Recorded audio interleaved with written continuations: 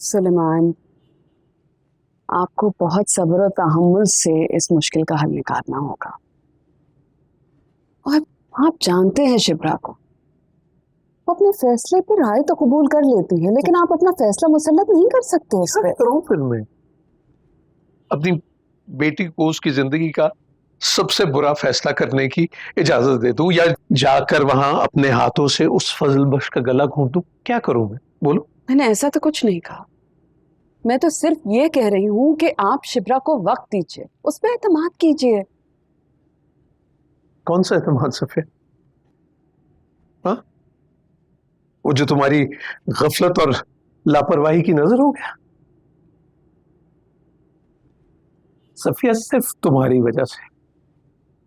वजह से आज मेरी बेटी मुझसे बात नहीं कर रही।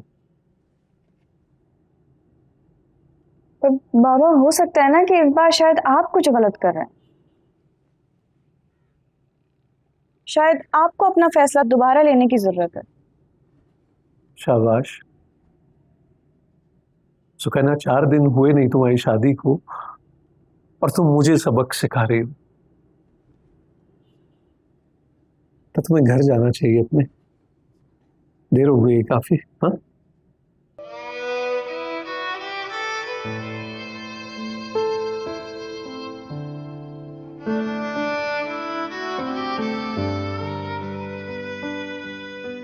ठीक है, मैं चलती हूँ।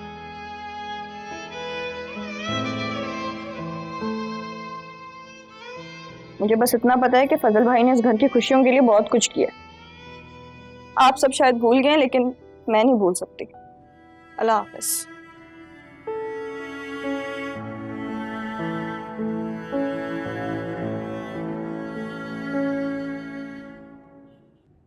सुबह बखैर शुभ्रा। मैंने कहा भाई आज नाश्ता तुम्हारे साथ तुम्हारे कमरे में ही करते हैं। ऑमलेट बना के लाया हूँ तुम्हारे लिए, ये देखो सब। मैंने कहा अच्छा लगेगा तुम्हें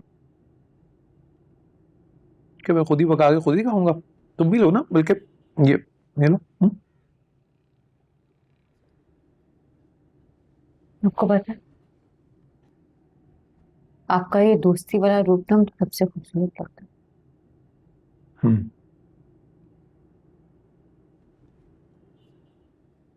फिर तो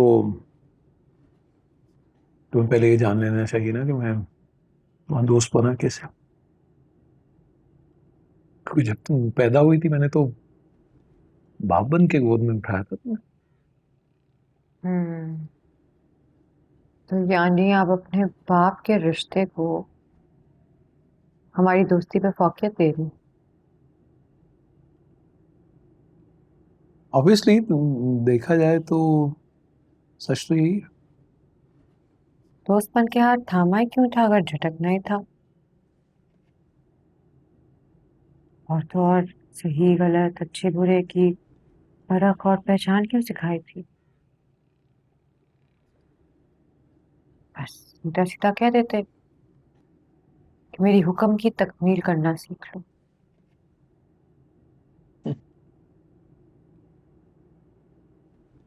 वेरी आर्टिकुलेट, अच्छा बोलना सीख गया तुमने। तो सच में ये भी बताओ कि क्या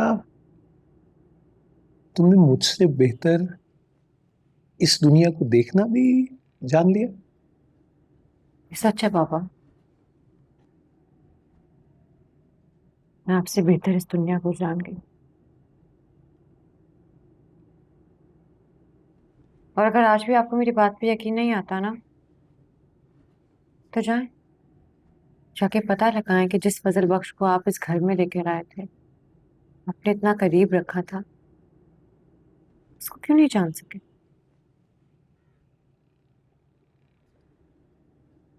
उसका सच क्यों नहीं जान सके? सर, फजल बख्श ने कभी भी अपनी फैमिली के बारे में ज्यादा नहीं बताया और ना ही मुझे कभी पूछने की जरूरत महसूस हुई।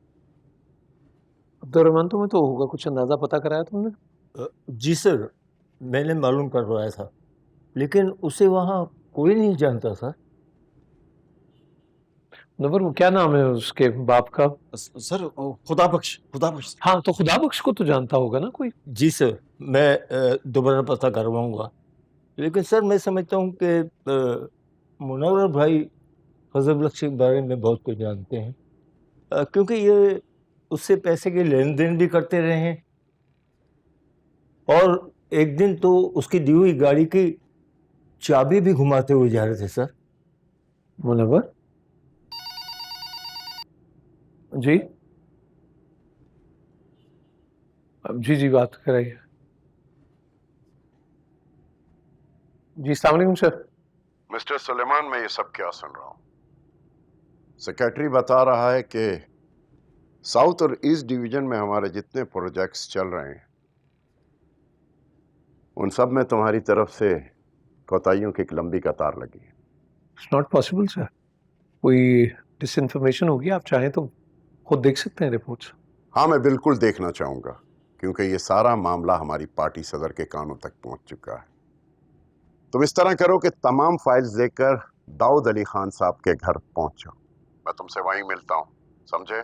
दाऊद अली खान के घर? इज्जत से नाम लो, दाऊद अली खान साहब। क्या? दाऊद अली खान साहब। फौरन पहुंचो। जी, मैं पहुंचता हूँ सर।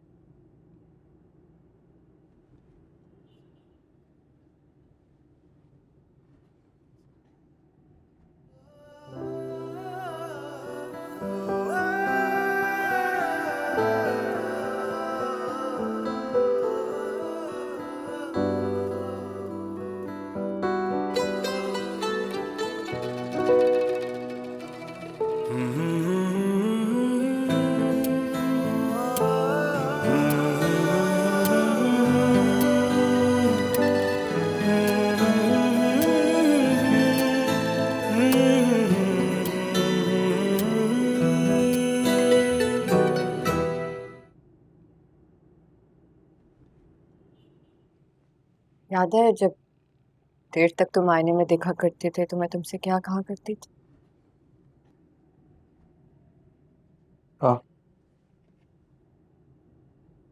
याद है।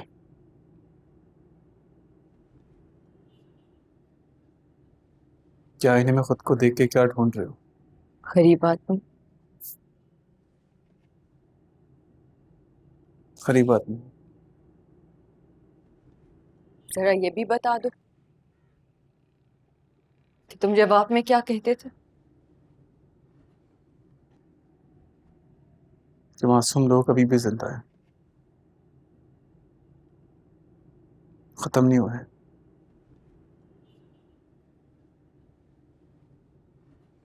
आज भी इसी एतमाद के साथ अपने लिए ये बात कह सकते हो?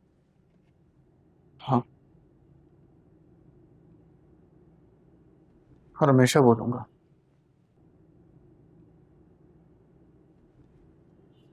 क्योंकि वो बात अपने लिए नहीं कही थी,